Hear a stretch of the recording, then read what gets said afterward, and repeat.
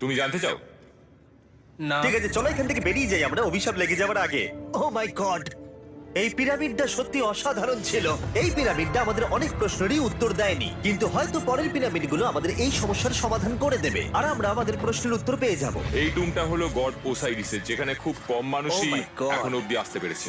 তাহলে আমরা এখানে কি করছি? আমরা ভাবতেও পারিনি পাতালের দেবতার সমাধি মাটির নিচে এতটা গভীরে অবস্থিত। ও ভাই না, এটা তো অনেক নিচে অবধি গেছে।